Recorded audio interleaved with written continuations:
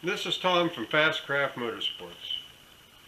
Today's video is about performance poly bushings, the kind that you typically find used for the inner pivot points of lower control arms found in kit cars, enthusiasts, and many race cars. The purpose of this video is to clear up some of the confusion in regarding the proper points of rotation and the relationship of rotation between the inner sleeve, the poly bushing, and the control arm. In this example, we're going to be using a front lower control arm of the MNR VortX. I recommend builders to check the rotation of the poly bushing prior to bolting them on the car. If it doesn't work right in a bench vise, it's not going to work correctly when you put it on the car. Because there is a distinct relationship between each bushing between the inner sleeve and outer sleeve, I recommend you be neat. I number my control arms, as you can see, number 5, number 6, and it would also, number 5 outer sleeve would work with number 5 inner sleeve. Now, basically there's 4 measurements you want to make. I made a real simple guide if you could read that. These are the 4 measurements, but we'll go through that. Kind of definitions. A is the outer out faces of the flange of the poly bushing when inserted into the control arm. B is the length of the inner sleeve. C is the outside diameter of the poly bushing measured when it's installed over the inner sleeve. And D is the inside diameter of the outer sleeve that's typically welded to the control arm. Now, as far as fitment, that's going to vary from car to car and kit to kit. The diameters do affect the interference fit. What we're talking about today is for the MNR VortX, and these seem to be tolerances that work. You're looking for about a 10 to 16 thousandths interference fit between the outside diameter C in relation to the inside diameter D of the outer sleeve. Again, that will change for different kits and cars. Always refer to your manufacturer's recommendations. So first we'll take a dimension A. That's the outer dimension of the poly bushing, and when inserted into the outer sleeve. Basically there are 4 parts to a bushing. You have the outer sleeve, you're going to have the black poly bushing, and you're going to have the middle inner sleeve. So you got 1, 2, 3, 4. And these are normally supplied to manufacturers like MNR and other companies. By a company, they're sold as a set, and they're pre-selected in order to stack up with the correct interference fit. Now we'll measure. Now this particular example here, we got 1.7495, so you can write that down. Round it off to 1.750. Then we want to measure the sleeve itself, which is about 1.395. Oh, 1.732. You can write that down.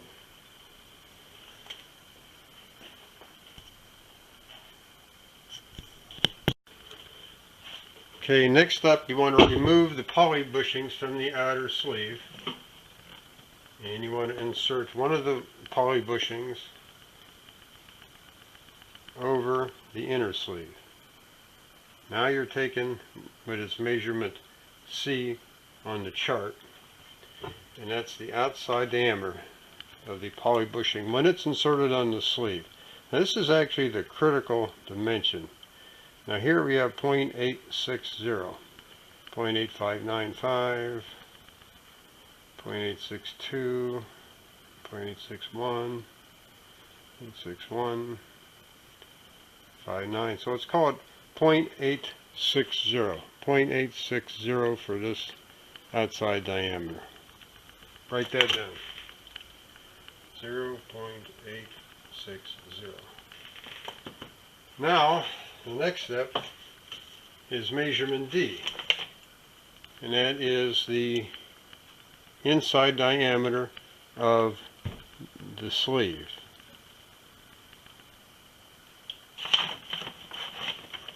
Now, this is the one that's more critical. You have to take some care to get it right. I'm getting 0.850. 0.850. Hope that's showing up. Write that down. 0.850.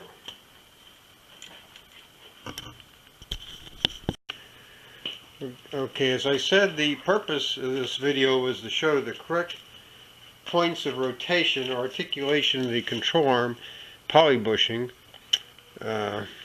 And here I took the inner middle sleeve and put it between the outer clevises. The black line is drawn here so you can see it does not move. So the idea is when you torque this up to the proper torque, the clevises are pushing hard against the inner middle sleeve, which you can clearly see without having the outer sleeve or control arm in position. And this is the rotation you want. You want this not to move, and you want the poly bushing to rotate around that inner sleeve. The poly bushing is not supposed to rotate in the outer sleeve. If you have an example like that, that would be incorrect. But this is the correct rotation that you're after, right here.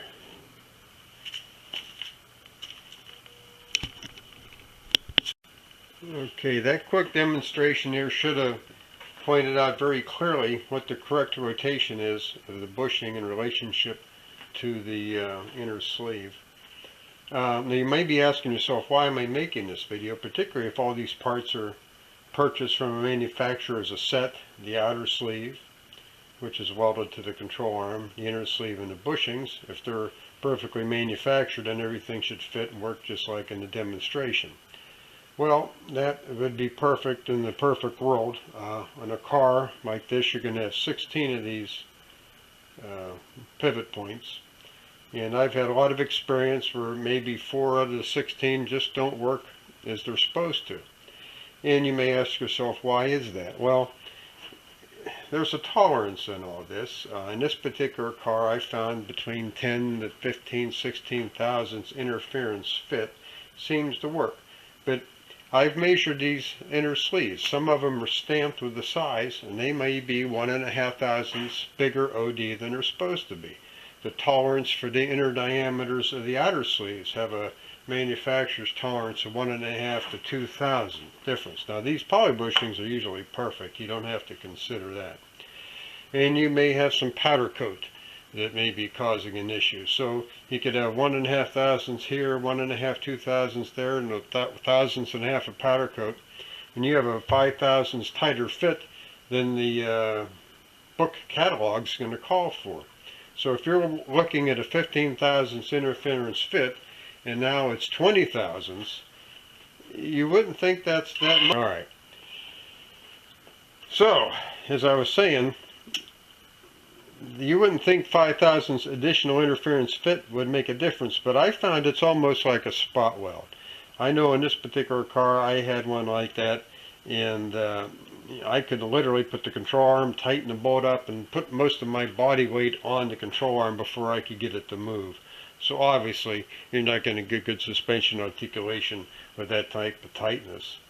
And so that's the purpose of it. And you wouldn't be the first person that may have had a situation like that, and they figured, well, what's wrong? And they might not be tightening up the bolt properly, but they may be doing to compensate for a poor fitting interference fit is letting the bushing, the bolt move in the bushing, and that's not correct. First off, you got a little bit more tolerance slop in here than you should have.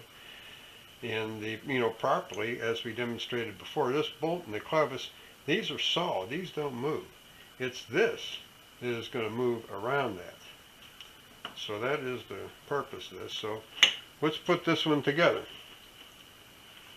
I like to make sure these are clean. I put the poly bushings in dry. I don't use any grease because you don't want the poly bushing to move. You want this to be stationary in the outer sleeve. So I'm using some simple green and non-petroleum based product, and I made that clean. Then we're going to assemble these with a little bit of force, maybe.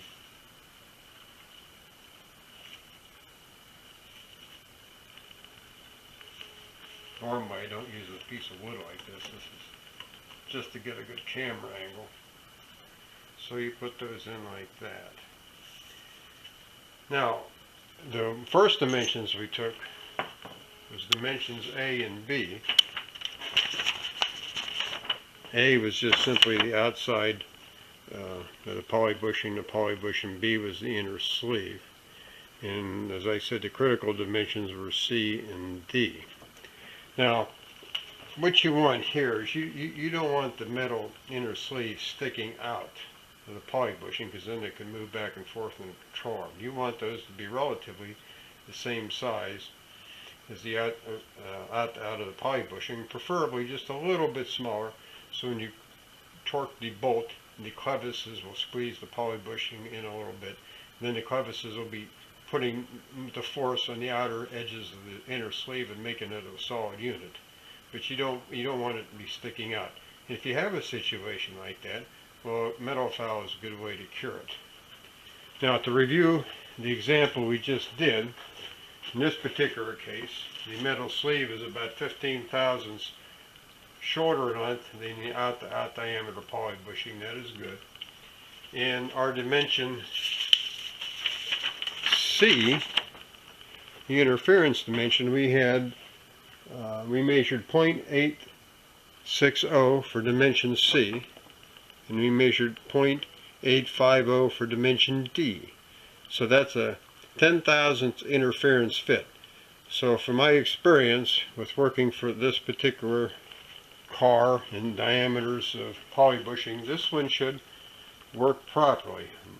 Again, about 10 to 16 thousandths works. If you have a 20,000th interference fit, you're going to have to do something to correct the problem, because it's just not going to rotate properly.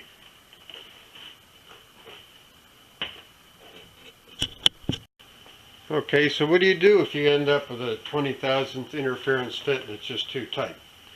Well, the most simplest thing to do, obviously, is you got to remove the powder coat first. There's various ways to do this.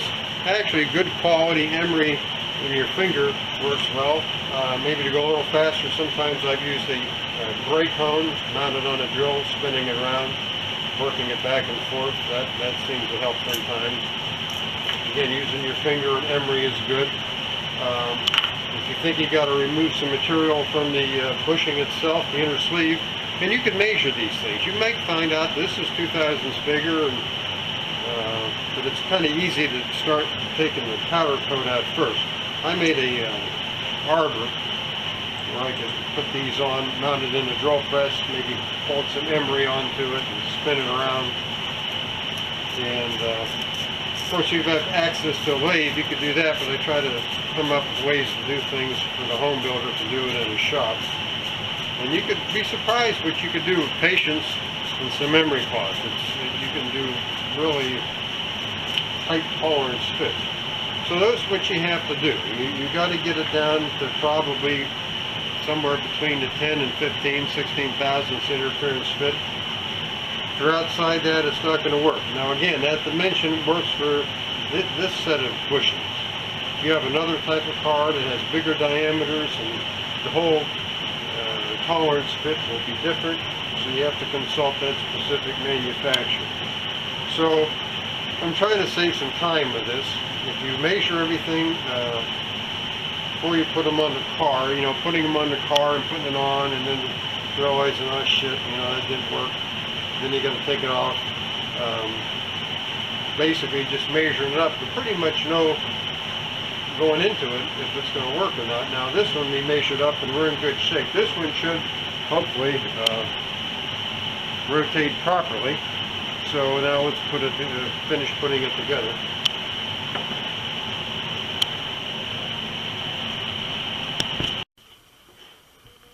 Okay. Now we need to grease the poly bushing. We want to grease the points of rotation, the inner diameter of the poly bushing, and also the outer diameter of the inner sleeve. Now I'm using a product made by Energy Suspension. It's specifically made for poly bushings, and I don't know if this will show up in the camera, but it's Energy Suspension. It's number 9.11104, and it's a clear grease. It's like nothing I've ever used, and it's literally like tar. That's why I have the gloves on, because you almost can't get it off your fingers. It's so sticky. It's like glue. It's not like any other grease I've ever used. It seems to be highly recommended for this purpose, for not squeaking and just lasting indefinitely. So I use a paintbrush, and I don't need to put this on sparingly. Liberally apply the grease to the inside diameters of poly bushings, because any extra is just going to squeeze out.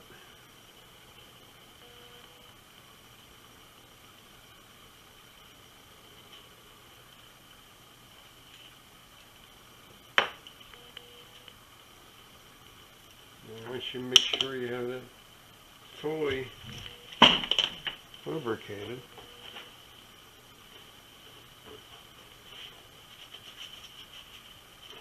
make sure your bushing is clean, and do the same thing to the outside diameter of the poly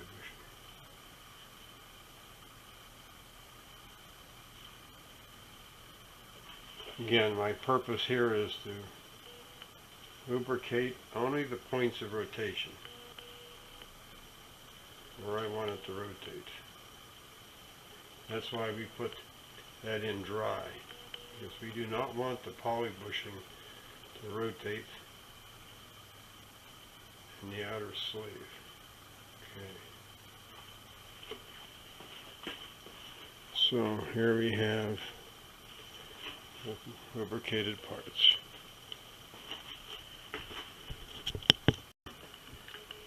Okay, so here we're kind of set up to press the inner sleeve inside the poly bushing in the control arm. Now you can use an arbor press, a large press. Here I'm using probably the most simplest method. It would be a bench vise that most every builder would have, though I've used all three many times. Now I found a bearing driver, and this is a Harbor Freight piece. Just happens to be perfect size that fits in the inside diameter of the inner sleeve. And I found a washer that would sit over that and can press up against the poly bushing. Now I'm going to try to carefully maneuver this in position with a vise so we can press it together.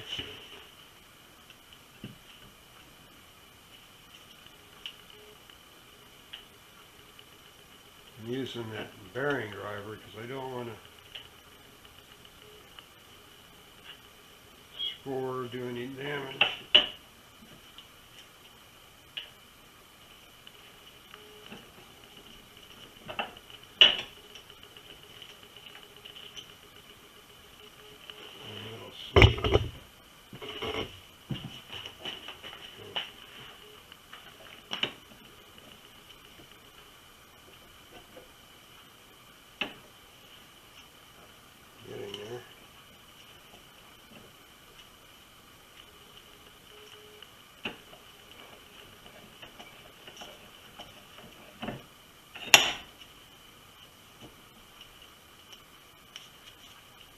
I think we're in position.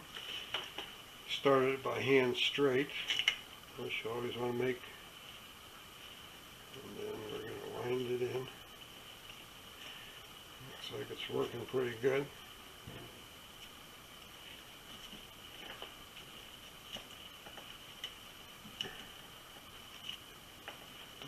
pretty snug. You want to drive that into the inner metal sleeve, just inside the outer diameter poly bushing, and looks like we may have successfully done that.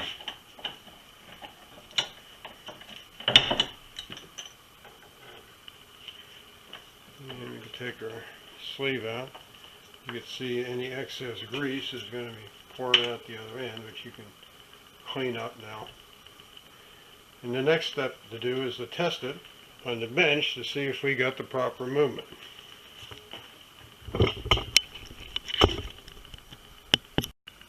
Okay, now we have the bushing in the vise to test it.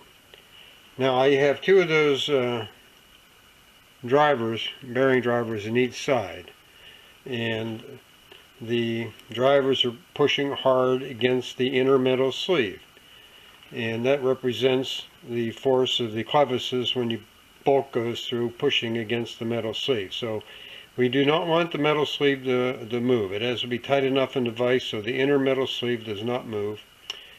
We do not want the outer bushing to be moving inside the outer sleeve. That's why I have the piece of blue tape. It would tear the tape.